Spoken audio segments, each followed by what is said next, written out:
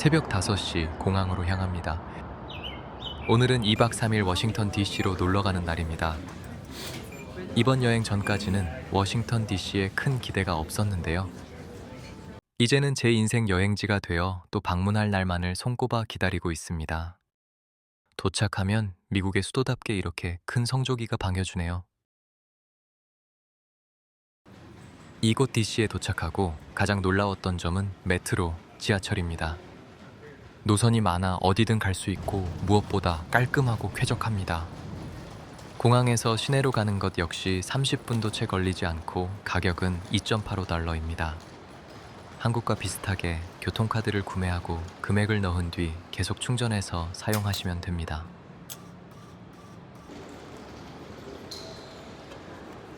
오늘 방문할 곳은 내셔널몰입니다.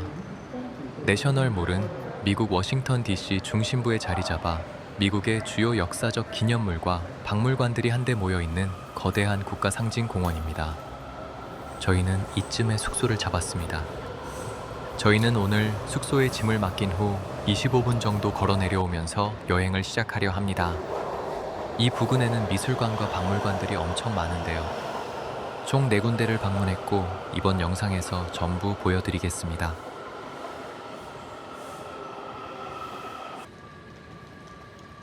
이제 지하철에서 내려 호텔로 향하는 길입니다. 역 내부가 너무나도 깔끔해서 조금 놀랐습니다. 몇 달 전에 뉴욕을 다녀와서 그런지 볼 때마다 놀랍네요. 메트로 센터 역입니다. 오늘 날씨가 정말 끝내줍니다.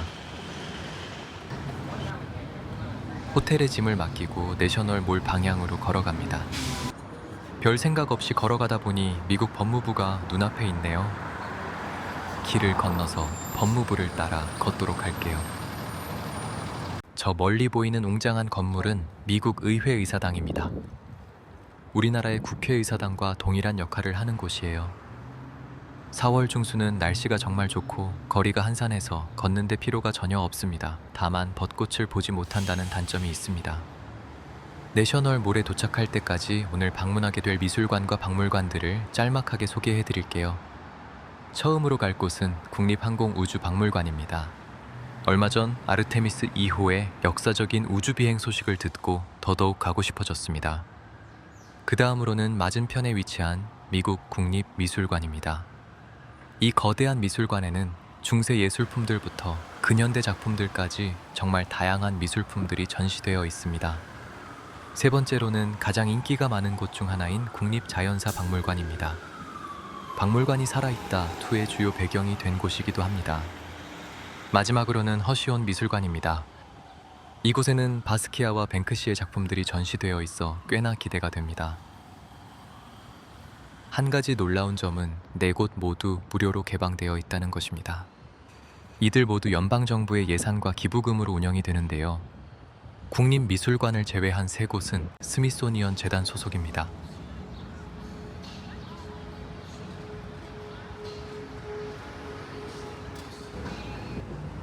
이제 내셔널몰에 도착했습니다. 국립미술관 맞은편에 위치한 조각공원을 둘러보며 첫 번째 행선지인 국립항공우주박물관으로 향하겠습니다.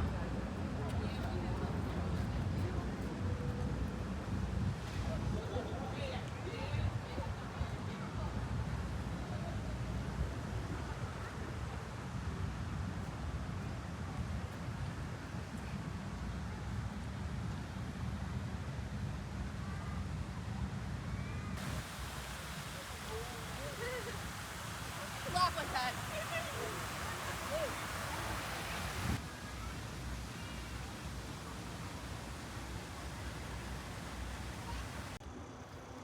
입장하기 전에 출출해서 핫도그 하나 먹으러 왔습니다. 이곳은 무려 구글맵 평점 5점에 달하는 푸드트럭 세미스 핫도그입니다. 어떤 한국인분께서는 리뷰에 이렇게 남겼더라고요. 너무 맛있고 사장님이 친절하셔서 이 핫도그 때문에 한국에서 미국까지 한 번 더 여행 오고 싶다고요.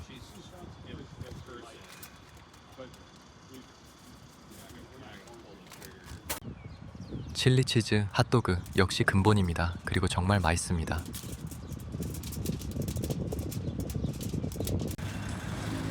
저는 지금 국립미술관과 국립항공우주박물관의 중간에 있는 넓은 공원에 서 있습니다. 이제 입장하도록 하겠습니다.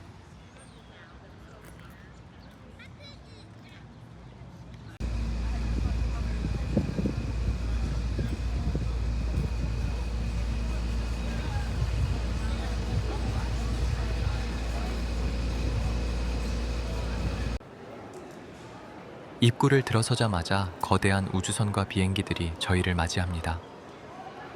이곳 1층 전시관의 이름은 Boeing Milestones of Flight Hall입니다. 말 그대로 가장 먼저 무언가를 해낸 상징적인 유물들이 전시된 곳이죠.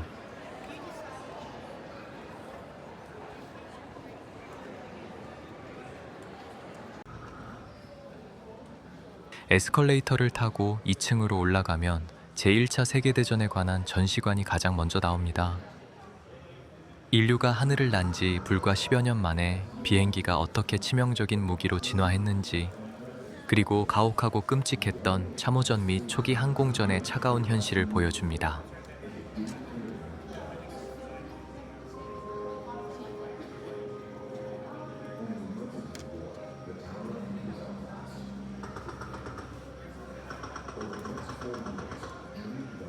전시관을 빠져나오면 1층에 전시된 우주선과 항공기들을 한눈에 볼 수 있습니다.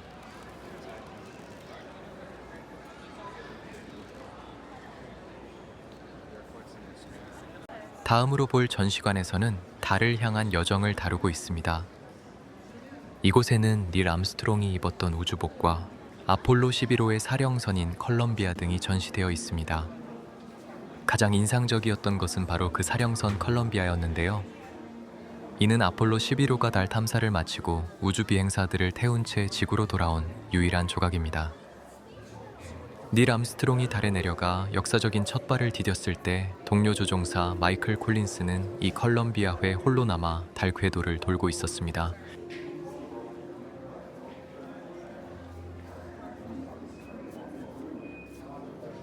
뮤지엄 스토어를 구경하며 첫 번째 박물관을 클리어했습니다. 저는 작은 키링 하나만 사왔습니다.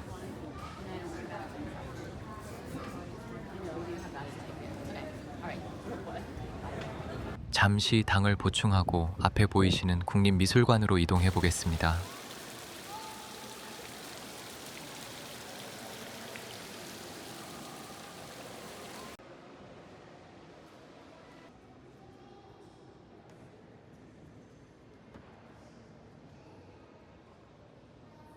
저희가 들어온 곳은 서관입니다.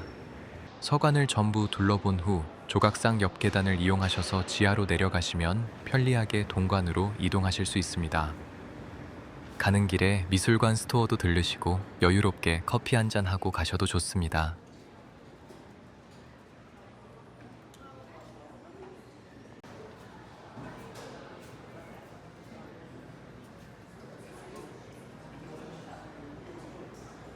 미술관이라 그런지 서관에서 동관으로 이동하는 길도 심상치 않습니다. 통유리창에서 쏟아지는 폭포수를 지나면 빛의 터널, 멀티버스 무빙워크가 나옵니다. 무빙워크의 끝에는 좀 더 세련되고 화려한 건물이 나오는데요. 이곳이 바로 근현대 미술품들이 전시된 동관입니다. 이제 이곳 국립미술관에 전시된 작품들을 감상하시죠.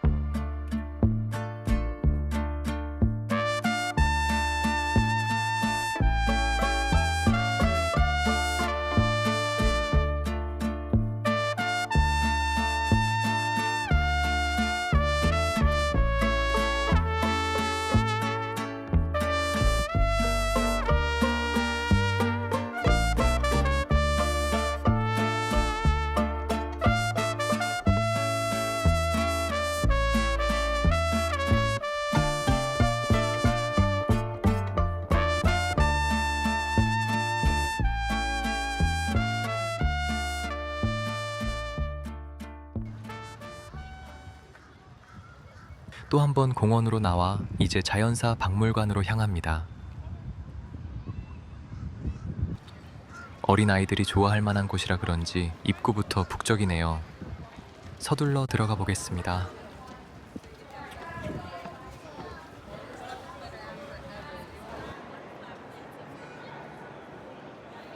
거대한 코끼리를 중심으로 여러 개의 전시관들이 둘러싸고 있는 형태인데요. 공룡을 볼 수 있는 포실 홀부터 구경하겠습니다.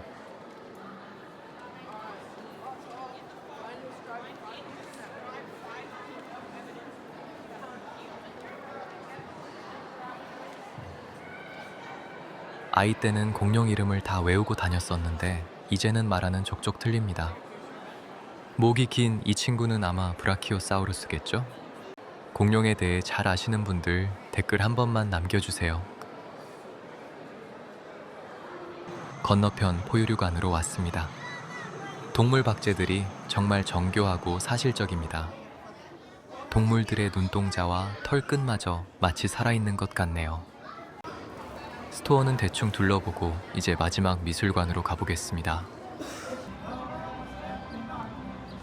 밖으로 나와 에너지 넘치는 길목을 지나 허쉬홀은 미술관으로 향합니다.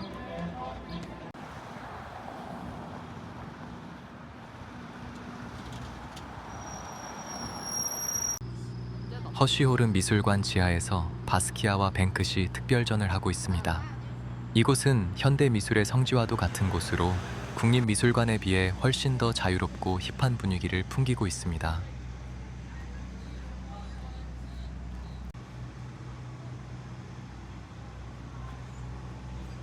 기대했던 특별전부터 둘러봤는데요. 두 예술가의 작품이 생각보다 많지는 않았습니다. 가장 눈길이 갔던 작품들은 바로 장 미셸 바스키아의 Boy and Dog in a Johnny Palm, 그리고 이 작품을 오마주한 뱅크시의 그림 Boy and Dog in Stop and Search이었습니다. 이제 기나긴 박물관 투어가 끝이 났습니다. 허쉬홀른의 뒷문을 통해 워싱턴 기념탑으로 발걸음을 옮깁니다. 워싱턴 기념탑은 거대하고 뾰족한 건축물로 영화 포레스트 검프에 나오기도 했죠.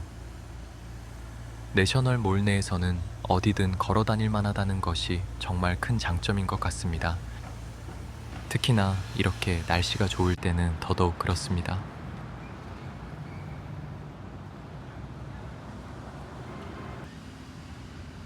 20-30분 정도 걸어서 워싱턴 기념탑에 근접했습니다. 기념탑 기단부를 둘러싸고 있는 성조기들은 미국의 50개의 주를 상징한다고 합니다. 조금 더 가까이 가보겠습니다.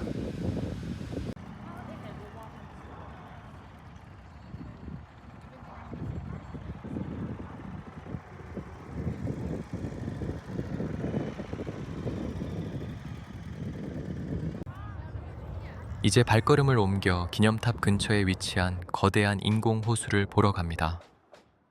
벚꽃이 만개하는 시즌에는 이 호수 주위가 분홍색으로 물들어 아주 예쁘다고 합니다. 참고로 저희는 이 길을 따라 링컨 기념관까지 걸어갈 예정입니다. 지도에 표시된 이쯤이 인공호수의 위치이고요. 이 길을 따라 걷고 있는 중입니다. 물가 벤치에 앉아 물멍을 때리며 조금 쉬어갑니다. 벚꽃이 다 져버린 점이 상당히 아쉬워지는 순간이네요.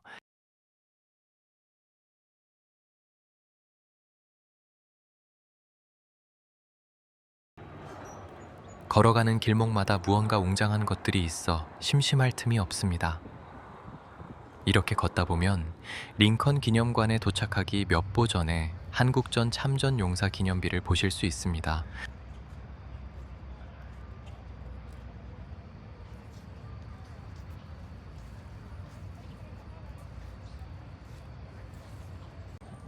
이제 대망의 링컨 기념관, 그리고 그 바로 앞에 위치한 리플렉팅 풀을 볼 차례입니다. 포레스트 검프가 제니를 향해 물속으로 뛰어들던 바로 그 명소입니다.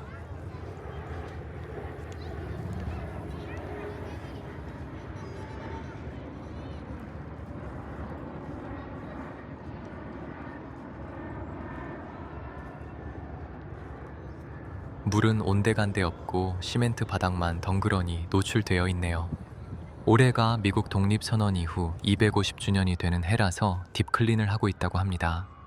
딱 이 시기에 방문한 관광객의 입장에서는 아쉽지만 저 휑한 바닥을 보는 것도 나름 추억이 되겠네요.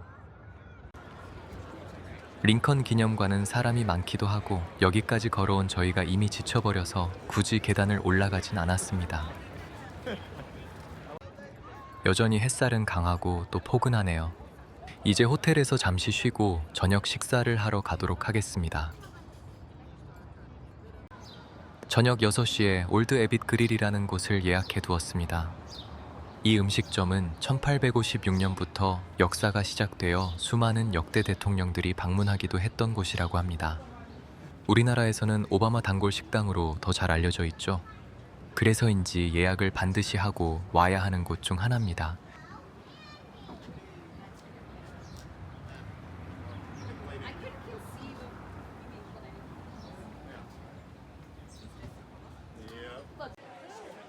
음식점에 들어서면 먼저 체크인을 합니다. 카운터 앞이 정말 부산스럽습니다.